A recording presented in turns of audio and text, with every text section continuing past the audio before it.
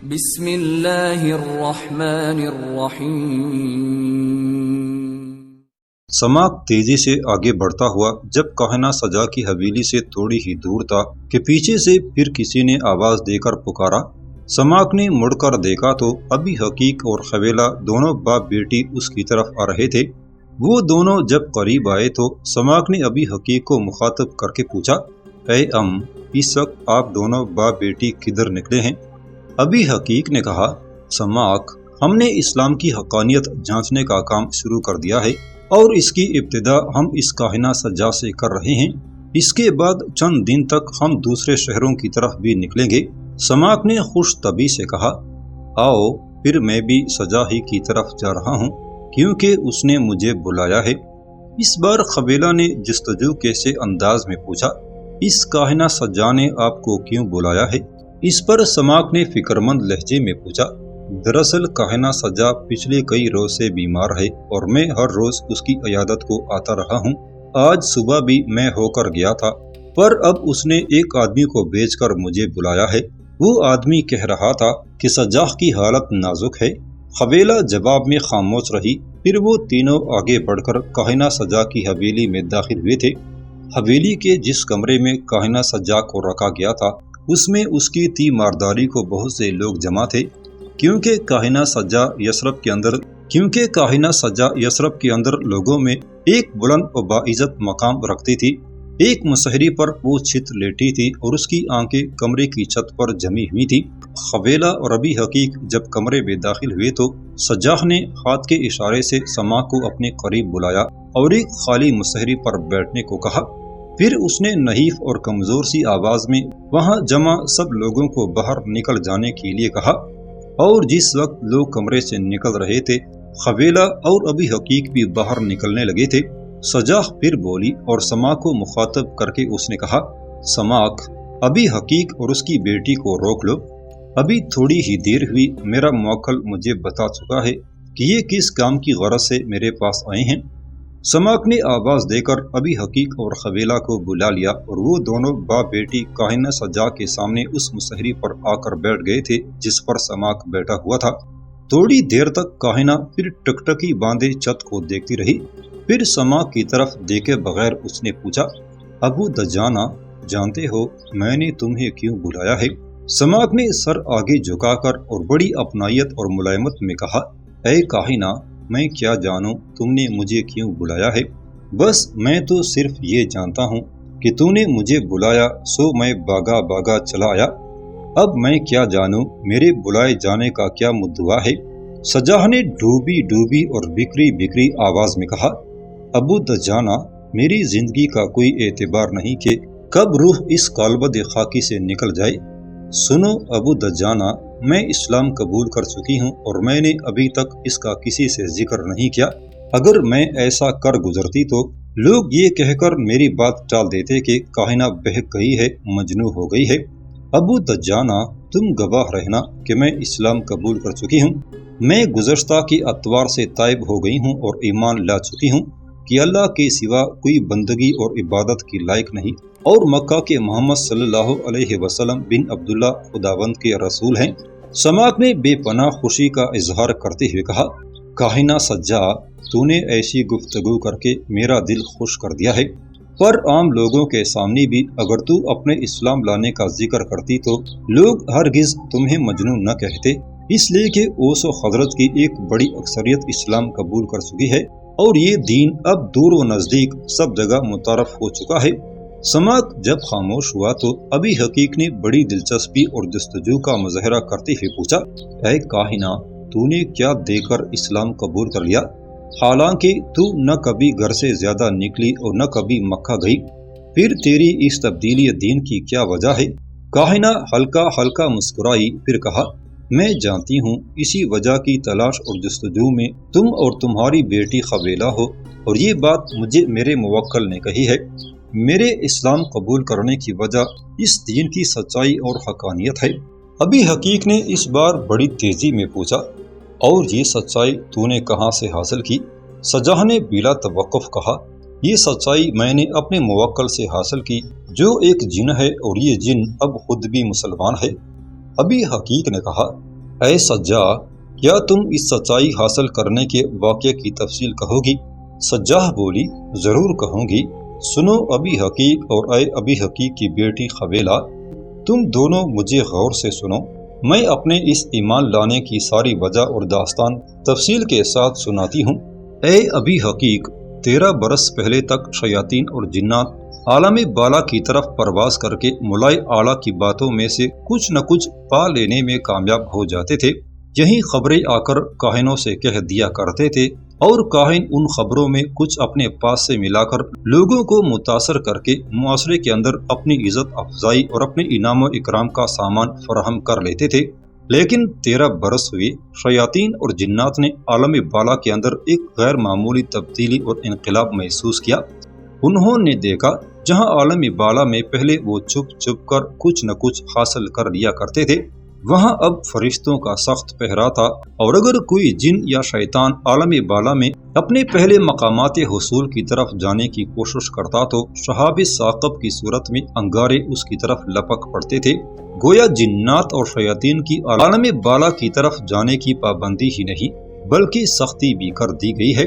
اس انقلاب اور ان انتظامات کے باعث شیاطین اور جنات کو ان نئے امور اور تبدیلی سے متعلق 2 طرح کا شبہ ہوا۔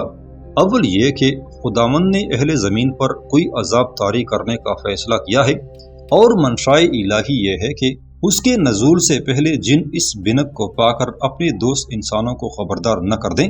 دویم یہ کہ خداوند نے زمین پر کسی رسول کو مبعوث فرمایا ہے، اور تحفظ کے ان انتظامات سے مقصود یہ ہے کہ رسول کی طرف جو پیغام بھیجے جا رہے ہیں ان میں نہ تو شیاطین کسی قسم کی خلل اندازی کر سکیں، اور نہ ہی قبل از وقت یہ معلوم کر سکیں کہ پیغمبر کو کیا ہدایات دی جا رہی ہیں۔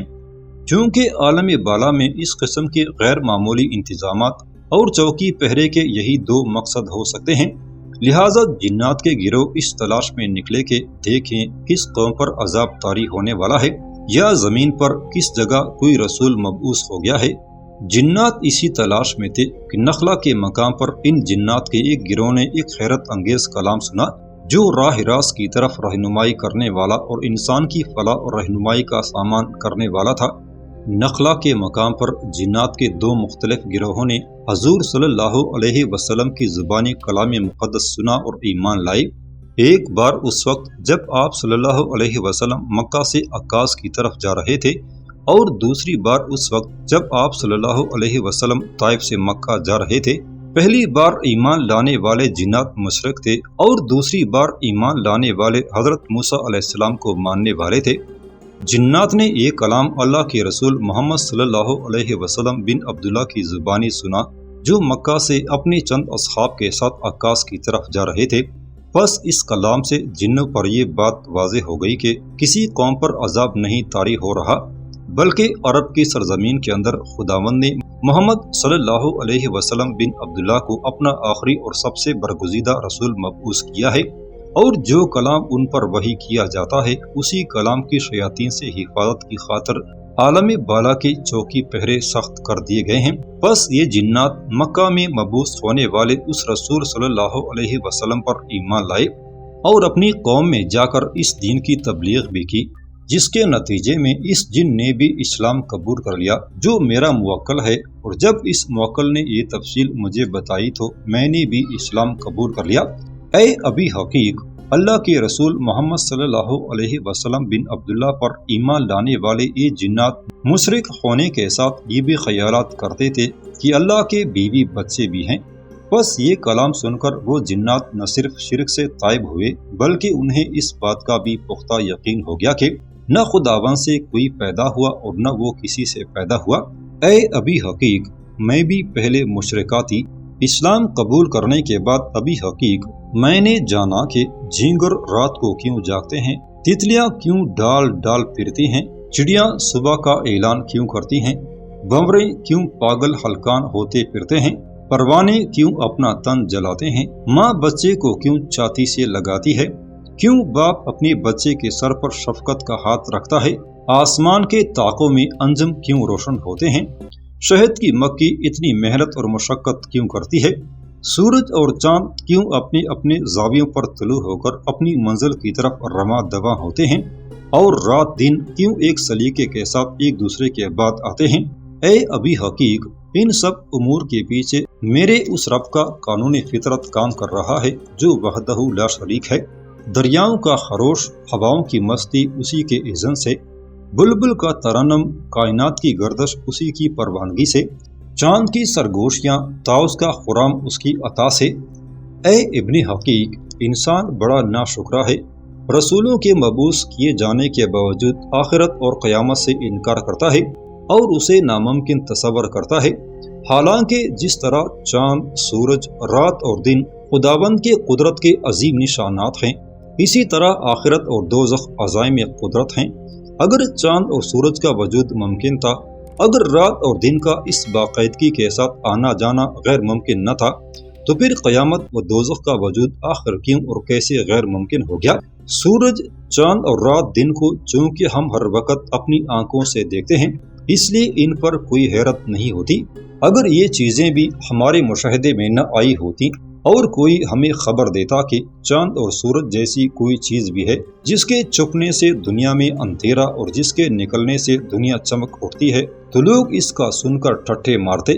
اے ابی حقیق، میں نے سنا ہے کہ اللہ کے رسول صلی اللہ علیہ وسلم ان قریب مکہ سے ہجرت کر کے یثرب آنے والے ہیں۔ اگر ایسا ہونے والا ہے تو سن رکھو، اس شہر میں ان کی بابرکت آمد کے باعث چیتڑے لٹکتے برہنہ پا چرواہے، روٹی کے ٹکڑوں کی خاطر بھیڑ بکریاں چرانے والے گڈریے، کالی بھیانک راتوں جیسے محرومیوں کے زندان سے نکل کر صاحب عزت و احترام اور اہل بصیرت لوگ بن جائیں گے۔ صدیوں کے جکڑے پرندے اپنے پنجرے توڑ دیں گے اور اپنی رسیلی زبانوں کے سر میں آزادی کے گیت گائیں گے۔ آنکھوں کے اندھے، کانوں کے بہرے، باطل پرست اور حق کے دشمن مٹی کی طرح مطیع ہو کر رہ جائیں گے۔ اہل یثرب خوابوں کے زندان، محرومیوں کی آگ، پر اسرار خوابوں کی بے نام دیکھتی آگ سے نجات حاصل کریں گے اور انہیں جسم کی خوشحالی اور روح کی ہریالی نصیب ہوگی۔ مکہ میں مبعوث ہونے والے اس رسول صلی اللہ علیہ وسلم کی دیانتداری اور شرافت کی قسم، اہل یثرب کے دل کے دروازوں پر اخوت و بھائی چارے کی عبارت، یقین راز کی علامت، دوستی کے اجلے پن، محبت کی جگمگاتی صبحوں اور سچائی کے رابطوں کی دستک ہوگی۔ بدی کے قدیم پرانے کھنڈروں میں نیکیوں کا جشن ہوگا۔ سجا کی آواز آہستہ آہستہ ڈوبنے اور مدھم ہونے لگی تھی، پھر اس کے آخری الفاظ انتہائی کمزور آواز میں سنائی دیے۔ میں نے زیتون کے ایک تنہا درخت کی سی زندگی بسر کی، پر اب میری سانسوں میں، میری آہوں میں، میرے اعصاب اور میرے خون میں اللہ اور اس کے رسول صلی اللہ علیہ وسلم پر لایا ہوا ایمان موزن ہے۔ اب سماک نے تڑپ کر سجا کی نبض پر ہاتھ رکھ دیا۔ نبض بند ہو چکی تھی اور سجا مساف زندگی ہار کر ختم ہو چکی تھی۔ دھوپ اور سایوں کی ستیزہ کاری کی طرح اس کے بال پھولوں کی طرح لہرا رہے تھے، اس کی آنکھیں دو ستاروں کی طرح ابھی بیدار تھیں اور ہونٹ ایسے انداز میں نیم وا تھے جیسے اعلان کر رہے ہوں، اے رات، اے ستاروں، ویران بادلوں اور اے یثرب کے رہنے والے لوگوں، گواہ رہنا، میں اسلام قبول کرنے کی حالت میں خداوند کی طرف کوچ کرتی ہوں۔ یثرب کا بدترین انسان عبداللہ بن ابی بنو قریظہ کے سردار کعب بن اسد کے باغ میں محو گفتگو تھا۔ عبداللہ بن ابی اور کعب بن اسد کی اس بات چیت کا موضوع مکہ سے ہجرت کر کے یثرب میں داخل ہونے والے مسلمانوں کی مخالفت پر مبنی تھا۔ باغ میں عبداللہ بن ابی کے رفیقان کار ابو حبیبہ، نبطل بن حارث اور مربہ بن قیزی داخل ہوئے۔ ان تینوں کی حالت مایوس کن تھی۔ اتنے میں یثرب کا ایک یہودی کعب بن اشرف بھی وہاں آ گیا اور وہ بھی ان کی گفتگو میں شامل ہو گیا۔ عبداللہ بن ابی نے اپنے ساتھیوں کی حالت دیکھتے ہوئے پوچھا، میرے عزیزو، آج تو تم تینوں مجھے سراسیمہ، وحشہ زدہ اور گونگی وراثت جیسے ویران سے لگ رہے ہو۔ ان تینوں میں سے کسی کے جواب دینے سے قبل ہی کعب بن اشرف نے زہریلے انداز میں کہا، مکہ سے آنے والے کسی مسلمان سے لڑ کر آ رہے ہوں گے۔ اس پر نبطل بن حارث بولا اور کہا، اے ابن ابی، ایسی کوئی بات نہیں ہے، ہم کسی سے لڑ کر نہیں آ رہے، لیکن ہم تمہارے لیے ایک بری خبر لے کر آئے ہیں، اور وہ خبر یہ ہے کہ تمہارے یثرب کے بادشاہ بننے کی امیدیں مخدوش ہو گئی ہیں، اس لیے کہ مکہ کے مسلمان ہجرت کر کے یثرب آ گئے ہیں۔ اور اب ان کے رسول صلی اللہ علیہ وسلم بھی ہجرت کر کے آنے والے ہیں، لہٰذا اوس و خزرج کے سرداروں کے علاوہ دونوں قبائل کے رؤساء نے بھی کہہ دیا ہے کہ ان کے رسول صلی اللہ علیہ وسلم کی متوقع آمد کے باعث اب حالات تبدیل ہو گئے ہیں، لہٰذا عبداللہ بن ابی کو بادشاہ نہیں بنایا جا سکتا۔ عبداللہ بن ابی کچھ دیر سر جھکائے سوچتا رہا، پھر اس نے دکھ کا اظہار کرتے ہوئے کہا، مجھے پہلے ہی امید تھی کہ اپنے رسول کی متوقع آمد کی وجہ سے اوس و خزرج کے لوگ مجھے یثرب کا بادشاہ بنانے سے ضرور انکار کریں گے۔ کعب بن اشرف نے اس موقع پر عبداللہ بن ابی کی بات کاٹتے ہوئے کہا، اے ابن ابی، کیا ایسا ممکن نہیں کہ مکہ سے آنے والے ان مسلمانوں کو نکال باہر کیا جائے کہ وہ واپس مکہ اپنے گھروں کو چلے جائیں، اور ان کی یہاں سے روانگی کے بعد اوس و خزرج اور یہودی قبائل مل کر نہ صرف یہ کہ بھائیوں کی طرح آپس میں مہر و محبت پیدا کر کے رہیں، بلکہ تمہیں یثرب کا بادشاہ بھی بنا لیں۔ کعب بن اشرف کی اس تجویز پر یہودیوں کے قبیلے بنو قریظہ کے سردار کعب بن اسد نے بولتے ہوئے کہا، ابن اشرف کی اس تجویز سے میں بھی اتفاق کرتا ہوں۔ مکہ والوں کے یہاں سے چلے جانے کے بعد یثرب کے سارے مسائل یقیناً ختم ہو جائیں گے، اور اگر ایسا نہ کیا گیا تو حالات اس سے بھی بدتر صورت اختیار کر لیں گے، اور اس وقت ہمارے پاس اس کے علاوہ کوئی چارہ کار نہ ہوگا کہ ہم بس ایک خاموش تماشائی کی حیثیت سے اپنی ہی بے بسی کا تماشا دیکھتے رہیں۔ عبداللہ بن ابی نے سر جھکا کر کچھ سوچا، پھر اس نے باری باری کعب بن اشرف اور کعب بن اسد کی طرف دیکھتے ہوئے کہا، تم دونوں کا مشورہ اچھا ہے، اور میں دیکھتا ہوں اس مشورے میں میرے لیے خلوص محبت کے جذبات بھی ہیں، پر اب اس تجویز پر عمل نہیں کیا جا سکتا۔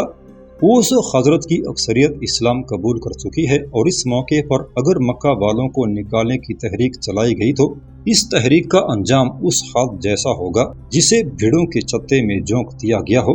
اس صورتحال سے نمٹنے کا میں نے ایک بہترین اور انتہائی مناسب طریقہ سوچا ہے، اور وہ یہ ہے کہ میں ابو حبیبہ، نبطل بن حارث اور مربہ بن قیزی کے علاوہ جو ہمارے اور بھی ساتھی اور حواری ہیں، سب اوس و خزرج کے دوسرے افراد کی طرح اسلام قبول کر لیں گے، لیکن ہمارا یہ ایمان لانا ظاہری ہوگا، جبکہ باطنی طور پر ہم اپنے پرانے دین ہی کے پیروکار رہیں گے۔